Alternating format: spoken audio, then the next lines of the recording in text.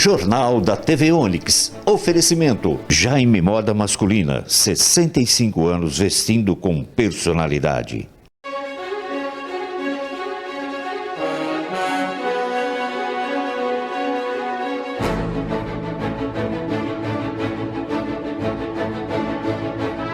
Olá, os Onix deste primeiro dia de 2024 é especial. Vamos falar sobre política e traçar perspectivas para a eleição que acontece em outubro. É daqui a pouquinho, em meio minuto. Aquela roupa maneira? No Jaime Moda Masculina tem. Aquela roupa pro seu dia a dia no trabalho? No Jaime Moda Masculina também tem. As principais marcas: Ogosh, Raestil, Fideli, Aleviso e muito mais. Vai por mim. É a maior variedade da moda pra você, homem. Jaime Moda Masculina, Rua 15 de Novembro, 1600, esquina com a Aquidabam. Fone 3364-2074. Siga nas redes sociais, @Jaime Moda Masculina. Jaime Moda Masculina, porque grandes homens marcam.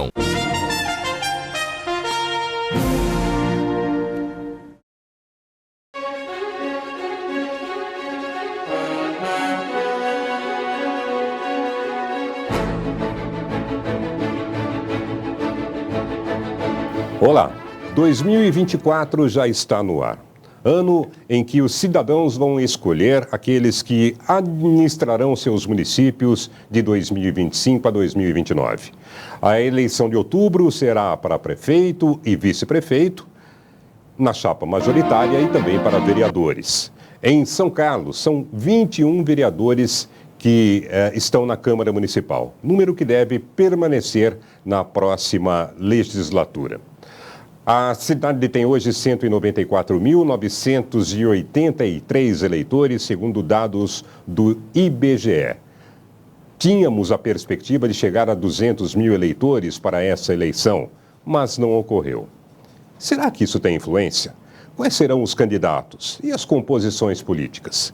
Para esta discussão, nós convidamos dois analistas de peso do cenário político são-carlense. À minha direita, o jornalista Jairo Silva e à minha esquerda, o especialista em administração pública Guilherme Rezende. Jairo, muito obrigado por sua participação aqui no Jornal da TV Onix. Uma honra ter você aqui com a gente. Prazer é todo meu retornar a essa casa aqui, na Casa do Candiano, e desde já desejar aos nossos telespectadores um 2024 supimpa. Guilherme, obrigado pela presença. Eu que agradeço, Ney, também agradecer pela oportunidade de estar com dois professores aqui para a gente bater esse papo e desejar um excelente ano para todos nós. Começo por você, Jairo. Essa tentativa frustrada da cidade de chegar a 200 mil eleitores impacta na eleição? Eu gostaria que tivéssemos segundo turno, sim, porque você afunila o processo democrático, né?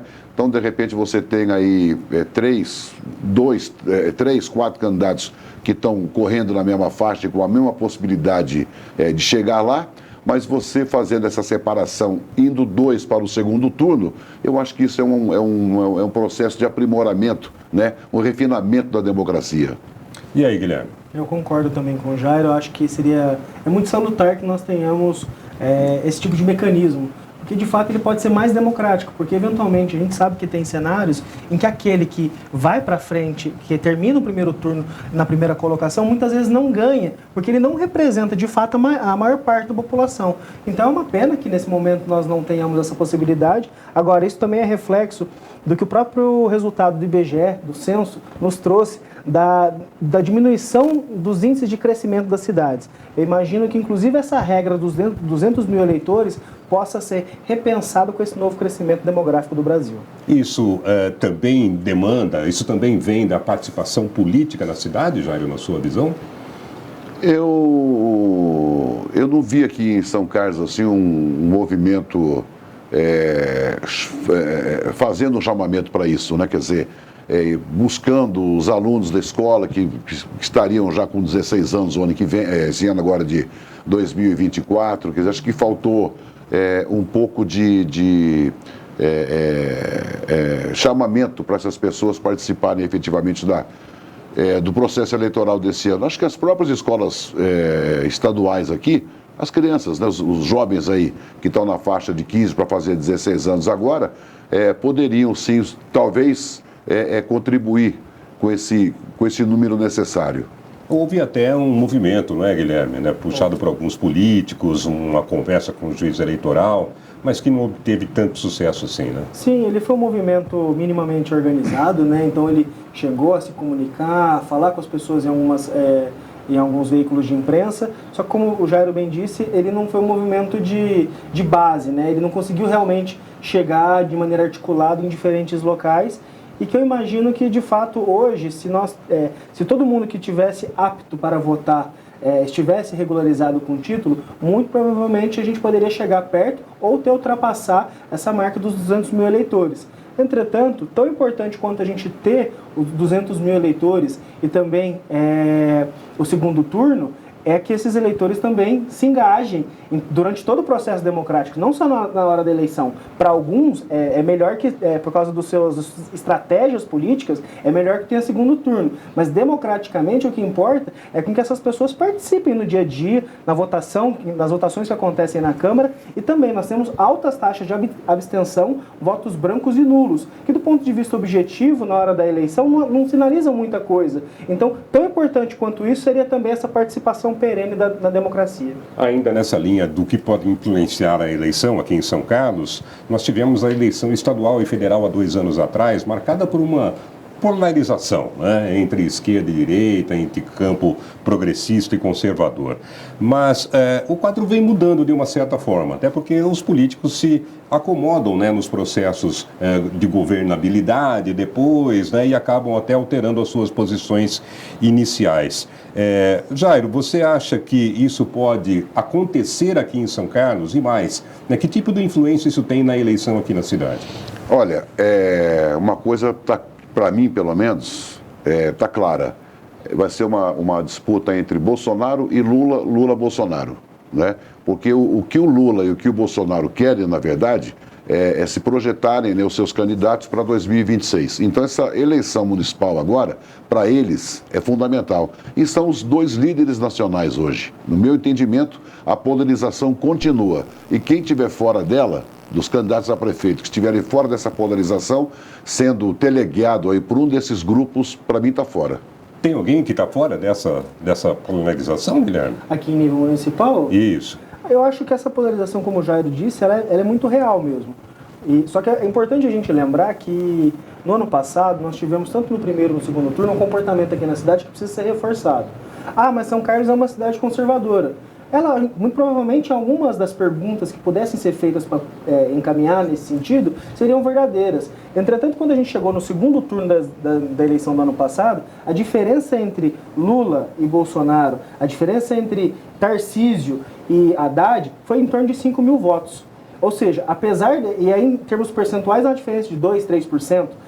Então, a diferença, apesar da gente viver, inclusive, eu acho que foi um bom retrato do que aconteceu nacionalmente. Nacionalmente, a eleição foi muito apertada, e aqui em São Carlos, eu considero que 5 mil votos é uma margem apertada para qualquer um que se valha somente da estratégia de se coligar ou com um lado ou com o outro. É uma eleição majoritária, obviamente você tem bases. Agora, eu acho que os temas locais, eles vão dar uma tônica que a eleição nacional não consegue falar, que a questão nacional não aborda o buraco na porta da sua casa, a falta de serviços públicos, ela trata de outras questões que não são inerentes ao dia a dia. E eu acho que o dia a dia pode pesar, né, na decisão do eleitor no ano que vem. Em cima disso que o Guilherme está falando, Jairo, a eleição municipal, ela não é mais para a pessoa que se candidata, aquela que está batendo papo com você no barzinho, na esquina, do que propriamente numa ideologia, num partido? Não, sim, mas eu complemento e volto a reforçar isso. Apesar disso que nós estamos falando, quer dizer, que vocês estão levantando, a eleição, no meu entendimento, ela vai ser polarizada mesmo, quer dizer, de formas que talvez até mais radical. Porque você vê o Lula, o que fez o Bolsonaro, o tempo que ele teve na presidência, ele ficou cutucando o PT. O Lula está fazendo a mesma coisa hoje. Quer dizer, então, para eles interessa essa polarização. É a história da briga do piloto lá, o Ayrton Senna com com Nigel Mansell? Não, com o outro lá, o francês. Alain Prost. Alain Prost. Então é isso, quer dizer, essa briga interessa para os dois. Então por isso ela vai existir e eles vão continuar reforçando isso, no meu entendimento. E os outros políticos circulam nessa atmosfera, circulam nessa linha? E acabam ficando fora, porque quando você começar a discutir ideologia de gênero, quando você começar a discutir se meu filho pode, se a minha filha tem que frequentar banheiro misto, se você é contra a arma, se você é a favor, então toda essa coisa vai pesar e vai entrar forte na eleição municipal também, no meu entendimento. Isso não colabora, Guilherme, para você não ter novas lideranças? Eu acho que essa eleição ela vai ser mais polarizada do que foi em 2020. Eu concordo com o Jairo, porque naquele momento, em 2020, a gente não tinha uma campanha tão ostensiva por parte do PT e do Lula. Hoje, durante 2020, a gente tinha uma presença, que era de Jair Bolsonaro, enquanto presidente, mas ele também tem, tanto o Bolsonaro tinha, quanto o Lula tem, grandes dificuldades de dar atenção para a eleição enquanto está governando. Porque não dá para você passar em todas as cidades. São 45 dias.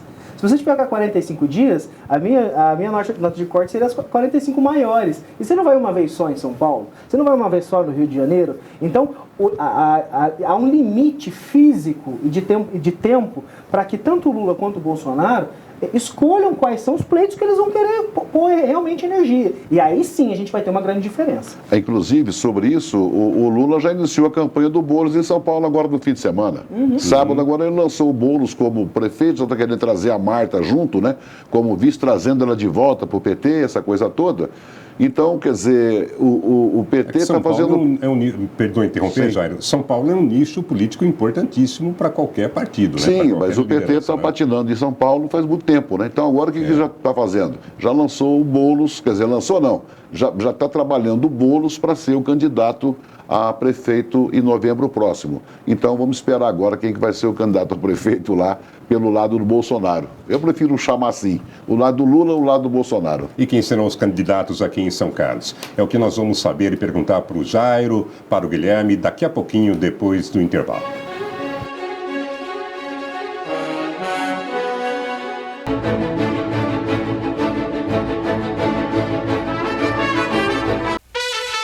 Vem que é bom!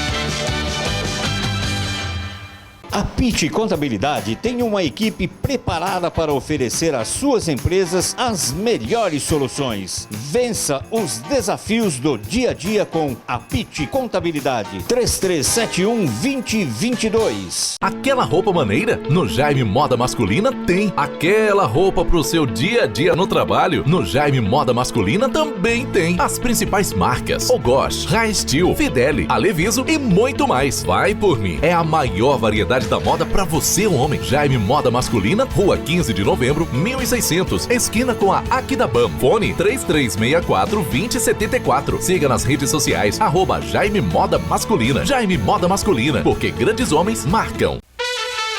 Vem que é bom!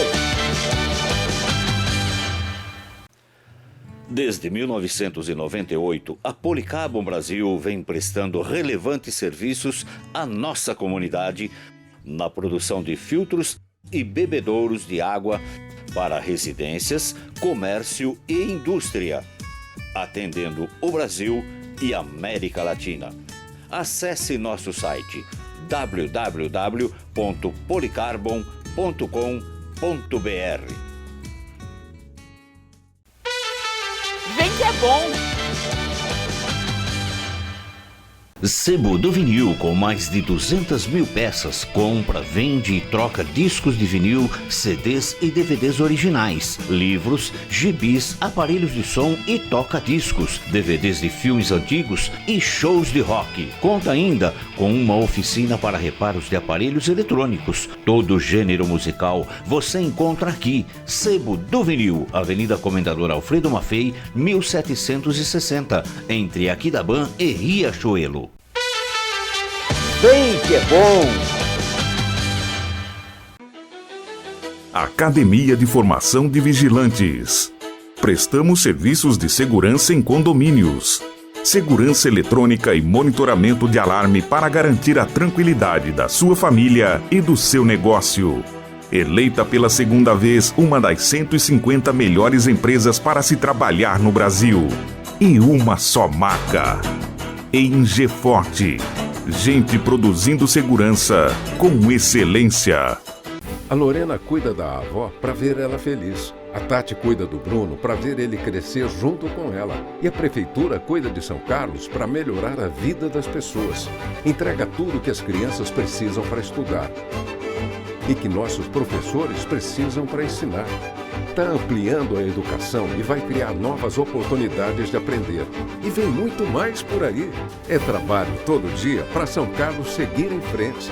Prefeitura de São Carlos. Vem que é bom!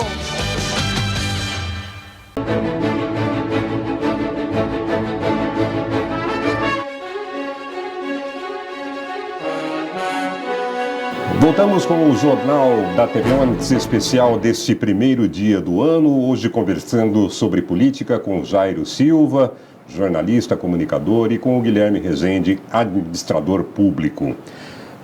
Bom, dos nomes colocados já para a Prefeitura de São Carlos, vamos falar aqui das candidaturas majoritárias. Neto Donato, Newton Lima, Mário Casale, Deonir Toffolo. São aqueles que disseram já que tem a pré-candidatura consolidada. Vamos começar com as chances aí de Neto Donato, Jair. Eu acho que uma coisa passa pela outra, né? Quer dizer, a chance que tem o Neto, tem o Newton, né? Os outros ainda precisam se potencializar mais, que é o caso do Mário, que é o caso do Deonir, como você está citando aí. Eu acho que a tendência, nesse momento, pelo menos, a leitura que você pode fazer, é uma coisa entre Neto e Newton, Newton e Neto, no meu entendimento. E aí, Guilherme? Eu acho que na política que a gente está conversando aqui, é o que a gente utiliza com base no que nós entendemos hoje. Amanhã podem acontecer uma série de coisas que realmente mudam o tabuleiro. Agora, as pesquisas têm mostrado, a gente vê um franco favoritismo nesse momento por parte do ex-prefeito Newton Lima. O Neto, acho que tem, além de ter um bom capital político que vem de 2 últimas eleições, agora, mas é de momento, né? Está junto do Edson Ferraz, que é o vice-prefeito, já se falou em sair em chapas diferentes, apesar deles saberem que isso seria ruim para os dois. Agora, essa questão hoje está pacificada. Agora, não tenho certeza que em janeiro, em fevereiro, no ano que vem, essas coisas não podem mudar. E uma dúvida que eu tenho, que eu acho que é importante trazer, é sobre o papel do ex-presidente da Câmara, Júlio César.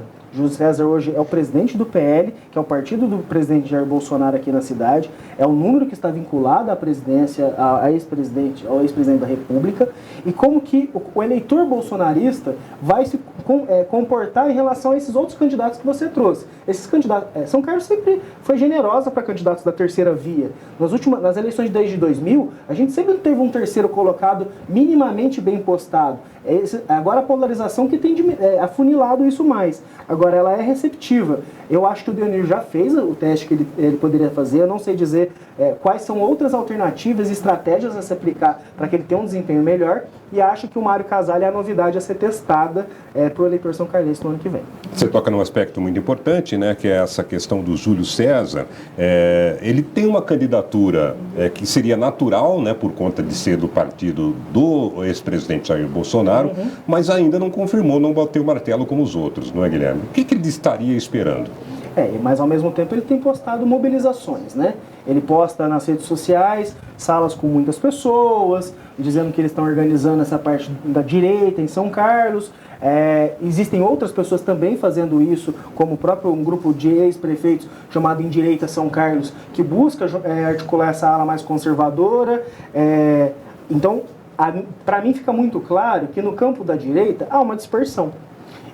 Então, há uma necessidade estratégica desse grupo de se articular para tentar afunilar isso. Caso contrário, favorece e muito a candidatura do ex-prefeito Newton Lima, visto que já é uma candidatura identificada com o campo da esquerda, que, como eu disse também, já é um campo também bem consolidado aqui, com metade do eleitorado. Tem algum outro, Jair, que você enxerga que pode vir para essa disputa? Só queria fazer uma observação sobre o caso do Júlio César, Ney. É o seguinte, o Rubinho, a semana passada, teve com o Bolsonaro, com a ministra Damares, que trabalhou com ele na prefeitura, trabalhou aqui, né? Damares, aquela coisa toda e tal. Então, quer dizer, será que o Júlio César pensa em realmente ser candidato, apesar dessa mobilização que ele tem feito, ou ele vai abrir espaço e fazer um chamamento para que o Rubinho seja candidato novamente, né? Quer dizer, então são essas coisas que a gente também tem que observar. Em entrevista recente, eu perguntei ao ex-prefeito João Otávio Danhone de Mello sobre a Marina Mello. Marina Mello foi quarta colocada. Ou quinta, se eu não me engano. Quinta colocada, né, no último pleito eleitoral, uma votação até expressiva, ela era novidade para aquela eleição também. E o ex-prefeito Danhone de Mello me disse o seguinte: considero a Marina ainda muito jovem, né, para estabelecer uma candidatura consolidada. E aí eu lembrei o ex-prefeito que quando ele foi eleito a primeira vez, em 82, ele era mais jovem do que a Marina é no momento. Né, sem querer revelar a idade da Marina, as mulheres não gostam muito disso. Mas, então, e os jovens, né, não têm participado? A gente não tem candidatos com um pouquinho menos de idade, falta experiência para eles. Guilherme, e aí? Olha, eu acho que São Carlos, mas não muito diferente de outras cidades, a política nacional de maneira geral, e aqui São Carlos não varia tanto, ela, querendo ou não, ela está trabalhando com os mesmos nomes desde a década de 90. A gente já está chegando em 2024 e se você for ver os nomes que estão, são nomes que já passaram. Mais de uma vez já tiveram oportunidade de experiência na gestão, então é engraçado que foi até democrático. Porque quase todos aqueles que pleitearam dos principais players, né, atores, que tiveram a oportunidade de se mostrar, Sim. Só que não tiveram o sucesso na sucessão.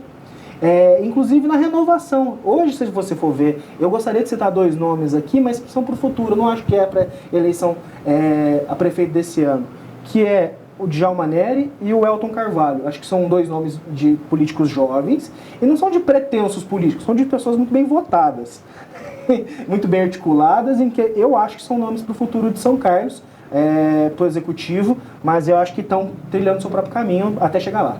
Juventude está um pouquinho alheia do processo, Jairo, na sua visão? Está bastante alheia. O Guilherme tem toda a razão quando ele fala que os políticos atuais são os mesmos de 30, 40 anos atrás. Quer dizer, o Melo foi eleito em 82, o Rubinho em 90 e não sei quanto, o Vadinho falecido.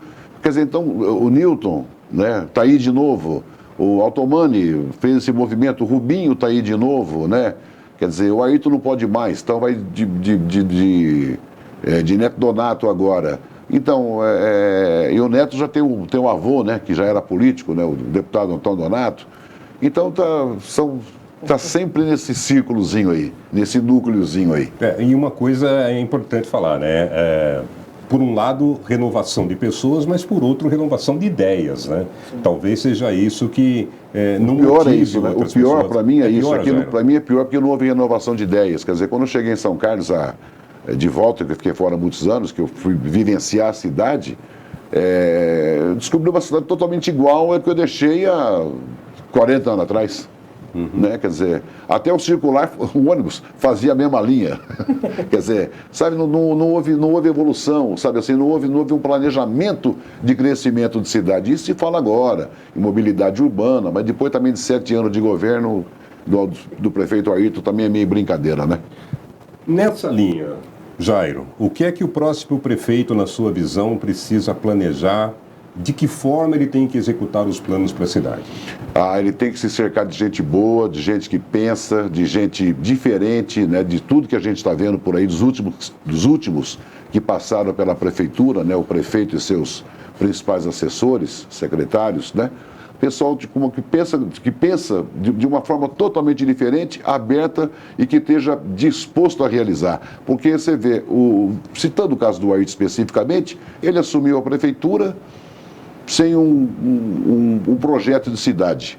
Foi para o segundo mandato sem um projeto de cidade. Então fica uma obrinha aqui, outra obrinha ali. No fim ele vai juntar todas essas pequenas obras que ele está fazendo, mais que a empresa de transporte, a Rumo, né, transporte ferroviário, está fazendo aí, e vai colocar no pacote de realizações do que ele fez. Mas planejamento de cidade não teve. Guilherme, pensar São Carlos é agir de que forma? Eu concordo demais com o Jairo, porque eu também cheguei em São Carlos em 2009, vivo a cidade de uma maneira não tão intensa, mas eu estou sempre em São Paulo e sempre viajando aqui em cidades do estado. Você vê o potencial desperdiçado aqui é muito grande. Agora, não vai ter como o próximo prefeito se furtar a organizar uma boa base de vereadores. Se ele não tiver uma base de vereadores vinculadas com uma ideia de cidade, com um programa, para além das questões provincianas, dos pequenos cargos, dos favores, não tem nenhuma chance da cidade aproveitar o seu potencial. Então eu acho que vai ter que ter um choque de gestão e que vai ser muito ruidoso. Caso contrário, não tem como a gente achar que a cidade de São Carlos é uma cidade grande, é uma administração pesada. Então você precisa de muita energia, de muita dedicação para você fazer isso voltar a mexer. Então eu acho que a gente precisa ser muito ambicioso.